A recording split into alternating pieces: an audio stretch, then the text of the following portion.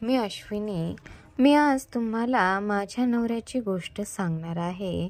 माझा नवरा हा जरा माझ्यापेक्षा वयाने मोठा होता. गोष्ट आहे 7 वर्षापूर्वीची. मी माझ्या नवऱ्यासोबत एका भाड्याच्या घरात राहत होते. त्या ठिकाणी 5,000 रुपये भाडं होतं. आम्हाला मूलबाळ नव्हतं. माझा नवरा रात्रंदिवस काम करायचा. तो रिक्षा चालवायचा आणि भरपूर पैसे घेऊन यायचा. काही दिवस गेल्यानंतर माझा नवरा थोडासा विचित्र वागू लागला होता. त्याचं घरामध्ये जास्त लक्षच नसायचं. तो वेळेवरती येत नसायचा. घरामध्ये लागणाऱ्या काही गोष्टी तो तिकडेही लक्ष देत नसायचा. एकाच वेळी यायचा आणि घाई गडबडीत जेवण करायचा आणि निघून जायचा. त्याच्या अशा विचित्र वागण्यामुळे मला त्याची शंका विचारलागे येऊ लागली होती. म्हणून मी त्याला एके दिवशी झोपताना विचारण्याचा प्रयत्न केला, परंतु तो काहीही बोलायला तयार नव्हता. तो फक्त म्हणायचा, तुला काय कमी आहे मला सांग. मी बाहेर काय करतोय, मला खूप टेन्शन असतं आणि मला त्रास देऊ नको. मीही त्याला कोणता त्रास देत होते मला हे समजत नव्हतं. मी प्रेमाने विचारलं, तुम्हाला कोणतं टेन्शन आहे मला सांगा. तेवढ्यात माझा नवरा म्हणाला, मला काहीही टेन्शन नाही, तू झोप. आणि मी जागेवरती आहे त्या ठिकाणी झोपले. तुम्ही झोपेत असताना मागून माझ्याजवळ आला आणि त्याने मला घट्ट मिठी मारली आणि माझ्या अंगावरती एका क्षणाला लगेच मी माझ्या नवऱ्याच्या मिठीत जाऊन बसले आणि नंतर पुन्हा रात्रभर आम्ही दोघेजण एकत्र सुख घेत होतो. बऱ्याच दिवसानंतर नवरा माझ्यासोबत झोपायला आला होता आणि त्या दिवसाचा पूर्ण दिवस काढला आम्ही. माझाही पूर्ण अंग दुखत होतं आणि सकाळी मी लवकर उठलेच नाही. तो लवकर उठून कामावरती निघून गेला. आता पुन्हा मला त्याच्याबद्दलची खात्री झाली होती की तो कामाच्या टेन्शनमध्ये होता आणि मी पुन्हा नॉर्मल होऊन घरात येऊन सर्व काम पाहून आले. मी माझ्या नवऱ्याला कोणताच टेन्शन द्यायचं नाही असं ठरवलं होतं. मी सर्व घरातलं साहित्यही घेऊन येत असायचे. लागणाऱ्या सर्व गोष्टी मीच पाहत होते. एका दिवशी माझा नवरा म्हणाला, मी आज रात्री येणार नाही, माझ्या मित्रासोबत मी बाहेर चाललो आहे. मी म्हणाले, ठीक आहे, परंतु मी एकटीच आहे घरी, तुम्हाला काळजी वाटत नाही का? तेवढ्यात तो म्हणाला, घाबरू नकोस, काही जर वाटलं तर मला फोन कर, मी सकाळी लवकर येईल. असं म्हणून तो निघून गेला. नंतर त्याने मला फोन केला नाही आणि रात्री मी घरी एकटीच होते. झोपताना मला खूपच भीती वाटू लागली. म्हणून मी शेजारी राहणाऱ्या सुमनला म्हणाले, अगं माझ्यासोबत झोपायला ये, माझा नवरा आज घरी नाही आहे आणि मला खूप भीती वाटते. तेवढ्यात सुमन म्हणाली, अगं माझा नवरा खूप दारू पिऊन आलाय, त्याला आवरणं मला शक्य नाही, त्यामुळे मला येता येणार नाही. एक काम कर, मी सागरला पाठवून देते. असं म्हणून तिने तिच्या मुलाला पाठवून दिलं आणि मुलगा हा 16 वर्षाचा होता आणि तो नुकताच 10वीला गेला होता. तो त्याचे पुस्तक वगैरे घेऊन आला. म्हणाला, काकू तुम्ही झोपा मी आहे. असं म्हणून तो अभ्यास करू लागला. मी म्हणाले, तुला झोप आल्यानंतर तूही झोप, मी थोडंसं झोपते, दिवसभर काम केल्यामुळे मला कंटाळा आला आहे. मी झोपले आणि झोपेमध्येच नंतर मी माझ्या अंगावरती कोणाचा तरी स्पर्श हात फिरतोय असं मला भास झाला. मी डोळे उघडून पाहिलं तर सागर हा अभ्यास करत होता. मला वाटले मला स्वप्न पडले आहे, त्यामुळे मी पुन्हा झोपले आणि त्यानंतर मला एक स्वप्न पडलं. त्या स्वप्नामध्ये सागर हा पुस्तके बाजूला ठेवून माझ्याजवळ आला आणि त्याने माझ्या अंगावरती फिरवायला सुरू केला. त्याने माझं त्याने माझ्या झॅम्परची बटणं उघडली आणि नंतर तो माझं पूर्ण अंग दाबू लागला. मला तोंडातून आवाज येऊ लागला. नंतर त्याने त्याचा हात खाली लावून जोरात चोळू लागला. मीही हळूच माझा हात त्याच्या पॅन्टमध्ये घातला आणि त्याने लगेच पॅन्ट काढली आणि नंतर पुन्हा मला तिथे सागर नाही. माझे पाय वरती केले, माझी साडी वरती ढकलली आणि पुन्हा तो जोरजोराने नेहमी दणके देऊ लागला. मला समजत नव्हतं की मी एवढी मोठी असून 16 वर्षाचा सागर हा मला जोराने मारू लागला होता आणि मला पालतं करून पूर्ण मागून पुढून त्याने फाडून टाकली. मी उठून तो सर्व झाल्यानंतर माझ्या अंगावरती तशीच साडी फेकून जाऊन झोपला. मी उठून पाहते तर सागर हा झोपला होता. मला वाटले पुन्हा माझ्यासोबत स्वप्न पडलं आहे, परंतु यावेळेला माझं अंग दुखत होतं. म्हणून मी पुन्हा अंगावरती विस्कटलेली साडी नीट घेतली आणि एक झोपी गेले. सकाळी उठताना मला खूपच त्रास झाला. मी लवकर उठून बाथरूममध्ये गेले. पाहते तर माझं पूर्ण अंग हे लाल झालं होतं. मला काहीच समजत नव्हतं. मला काहीतरी शंका येऊ लागली होती. नंतर मी सागरला बोलावून घेतला आणि विचारलं, सागर, रात्री कोण आलं होतं का? सागर म्हणाला, कोणी नाही. का हो? नाही. अरे मग तू रात्रभर काय केलंस? मी विचारल्यानंतर सागर म्हणाला, काही नाही, मी थोडा वेळ अभ्यास केला आणि नंतर झोपलो. त्यानंतर मला माहिती नाही काय झालं ते. मला काय करावं हेच कळेना. त्यानंतर मी म्हणाले, ठीक आहे, जातो आणि मी माझ्या नवऱ्याला फोन केला. माझा नवरा हा कोणाला तरी बोलत होता. मला काहीच कळेना माझ्यासोबत काय चालू आहे. आणि नंतर त्याने फोन मला केला आणि म्हणाला, बोल, मी घरी येतोय. असं म्हणून त्याने फोन ठेवला. तासभराने माझा नवरा घरी आला आणि मी त्याला विचारले, तुम्ही कुठे गेला होता मित्रासोबत? तो म्हणाला, एका ठिकाणी पार्टी होती म्हणून गेलो होतो. आणि मी म्हणाले, ठीक आहे, असू द्या. मी जेवण वगैरे नवऱ्याला वाढले आणि तो जेवण करून पुन्हा कामासाठी रिक्षा घेऊन निघून गेला. मला कुठेतरी माझ्या नवऱ्यावरती शंका येत होती, सागरवरती.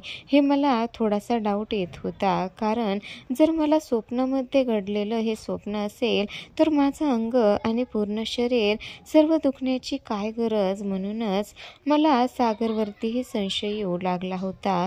परंतु सागर काही सांगायला तयार नव्हता. म्हणूनच मी एक प्लॅन केला. मी पुन्हा माझ्या नवऱ्याला सांगितलं, आता तुम्ही नंतर पार्टी केव्हा आहे? तो म्हणाला, नंतर पार्टी तो म्हणाला, काही नाही, कधीही असते. मी तुला सांगेल ना. मग मी फक्त वाट पाहत होते. माझा नवरा रात्रभर कधी बाहेर जातोय आणि मी पुन्हा सागरला झोपायला कधी बोलावते. यावेळेला मी पूर्ण प्लॅन केला होता. आता मला वाटले तसेच झाले. एके दिवशी माझा नवरा म्हणाला, अगं, मला एका ठिकाणी भाडं लागलं आहे. मला वेळ लागेल, पहाट होईल, तर तू जेवण करून झोप. आणि मला जे हवं तेच झालं. पुन्हा मी सुमनना म्हणाले, अगं, झोपायला येतेस का? ती म्हणाली, अगं, तुला तर माहिती आहे ना, एक काम करते, सागरला पाठवते का? मी म्हणाले, बरं, पाठव सागरला. पाठव म्हणताच सागर पुस्तके घेऊन तयार होताच तो लगेच म्हणाला, आलोच. आणि म्हणाला, तुम्ही झोपा, मी अभ्यास करतो. असं म्हणल्यानंतर मी म्हणाले, बरं ठीक आहे, एक काम करते, तुला पाणी वगैरे हवंय का? सागर म्हणाला, नको, मी जेवण करून आलोय. मी उठले आणि म्हणाले, मी आलेच. असं म्हणून मी बाथरूममध्ये गेले. बाथरूममधून बाहेर आले आणि गुपचूप माझा मोबाईल व्हिडिओ रेकॉर्डिंग चालू करून मी टीव्हीच्या वरती ठेवला. सागरला माहितीच नव्हता आणि जागेवरती झोपले. मी झोपण्याचं नाटक केलं. मी जागेच होते. मला वाटलं तेच झालं. सागर हळूच उठला. नंतर माझ्या जवळ आला. पुन्हा त्याने माझ्या जम्परची बटन उघडली आणि नंतर जोराने चोळू लागला. माझ्या ओठांना चावू लागला. नंतर त्याने माझे पाय वरती केले आणि तो पुन्हा माझ्यासोबत शारीरिक सुख घेऊ लागला. पाय वरती केले आणि पुन्हा साडीवर करून तो जोरजोराने मारू लागला. मला सर्व काही समजत होतं, परंतु मी काहीच बोलले नाही आणि तेवढ्यात मी डोळे उघडले. सागरने मला पाहिलं आणि त्याला काय करावे काहीच कळेना. तो गुपचूप उठला. त्याने पॅन्ट वरती घेतली आणि गुपचूप जाऊन पुस्तक घेऊन बसला. साडी खाली केली आणि जवळजवळ बसले आणि त्याला म्हणाले, हे काय करत होता? काही नाही म्हणून सागर घरातून बाहेर जाऊ लागला. मी त्याला ओढले आणि म्हणाले, तुला काय करायचं आहे मला सांग. असं म्हणून मी त्याची पॅन्ट धरली आणि त्याची पॅन्ट काढली. मी पाहिलं सागरला माझ्यासोबत शारीरिक सुख घ्यायचं होतं हे त्याच्या अंगावरूनच मला दिसत होतं आणि तो खूपच घाबरला होता. त्याला काय करावे हेच कळत नव्हतं. मी त्याला म्हणाले, तू माझ्यासोबत जवळ येऊन माझी साडी वरती करून तू काय करत होतास? हेच शिकवलं आहे का तुला? अभ्यास करत होतास ना? तो म्हणाला, काही नाही. मी असं करून त्याला काहीच बोलता येत नव्हतं. तो खूपच घाबरला होता. म्हणून मग मी त्याला म्हणाले, बरं झोप. असं म्हणून मी उठून त्याला झोपवले. सकाळी उठून पाहिलं तर सागर लवकरच उठून घरी निघून गेला होता. मी उठले, टीव्हीवरचा मोबाईल घेतला आणि मोबाईलमध्ये पाहिलं. मोबाईलमध्ये सर्व काही रेकॉर्ड झालं होतं. हीच गोष्ट मी सुमनला घरी बोलावलं आणि तिला दाखवलं. सागरला खूप मारलं. नंतर सागर माझ्याकडे झोपायला जरी आला तरी त्याने माझ्यासोबत असं काहीही केलं नाही. त्यालाही चांगली अद्दल घडली होती. तो जास्त मोठा मुलगा नव्हता, त्यामुळेच त्याला अद्दल म्हणून मी फक्त त्याच्या आईला सांगितलं. त्याच्या आईने त्याला खूप मारलं. ही गोष्ट मी माझ्या नवऱ्याला सांगितली असती तर खूपच भांडण झालं असतं. परंतु मीही नवऱ्याला सांगितलं नाही, कारण मला माझ्या नवऱ्यावरती संशय येत होता. म्हणून एके दिवशी नवरा आंघोळ करत असताना मी त्याचा मोबाईल घेतला आणि मोबाईलमध्ये पाहिलं तर त्याच्या मोबाईलमध्ये एका मुलीसोबत त्याचे फोटो होते, फिराय गेलेले हॉटेलमधले. ते पाहून मला धक्काच बसला. मी त्याला विचारणार तेवढ्यात तो बाहेर आला आणि म्हणाला, अगं मोबाईलमध्ये काय करतेस, इकडे दे. आणि आवरला आणि चटकन तो कामावरती निघून गेला. मला खूपच राग येत होता. माझा नवरा हा चक्क मला फसवत होता. तो बाहेर रात्रंदिवस काम न करता हे काम मुलीसोबत त्याचं लफडं होतं. तो तिला घेऊन फिरत असायचा आणि असं झाल्यानंतर एके दिवशी मला म्हणाला, अगं मला मित्रांसोबत फिरायला बाहेर जायचं आहे, 4 दिवस लागतील. आम्ही बाहेर खूप लांब चाललो आहोत. मी म्हणाले, ठीक आहे. मी रागातच होते. मी माझ्या नवऱ्याला घटस्फोट देऊ का असा विचार करतच होते आणि असा घटस्फोट देऊन मी माझ्या आई वडिलांकडे जाण्याचा विचार करत होते. परंतु मी नंतर विचार केला, घटस्फोट दिल्यानंतर तर मी आई वडिलांसोबत किती दिवस राहणार? ते तरी मला किती दिवस सांभाळतील? शेवटी मी एकटीच राहणार. त्यामुळे मी माझ्या नवऱ्याला अद्दल घडवण्याचा प्रयत्न केला. परंतु 4 दिवसानंतर माझा नवरा वापस आला नाही. नंतर मला समजले की तो आता ज्या ठिकाणी फिरायला गेला आहे त्या ठिकाणी त्याला पोलिसांनी अटक केलं आहे. नंतर ही गोष्ट मला पेपरमध्ये समजली. पेपर वाचल्यानंतर मला कळाले की त्या मुलीला माझ्या नवऱ्याने फिरायला नेऊन तिकडून एका गडावरून ढकलून दिला आहे. ती मुलगी मेली आहे.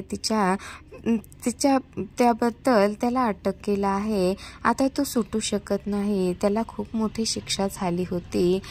माझ्या नवऱ्याने मलाही फसवलं आणि एका निष्पाप मुलीचाही बळी घेतला होता आणि तो जेव्हापासून त्या मुलीसोबत लफडं करत होता तेव्हापासून त्याच्या वागण्यात आणि बोलण्यात खूपच फरक पडला होता. हे मी अनुभवलं होतं. तो थोडासा वेगळाच वागत होता. थोडासा त्याच्या डोक्यावरती परिणाम झाल्यासारखा, मानसिक रोगी असल्यासारखा वागत होता आणि हेच मला खूप संशयित वाटत होतं.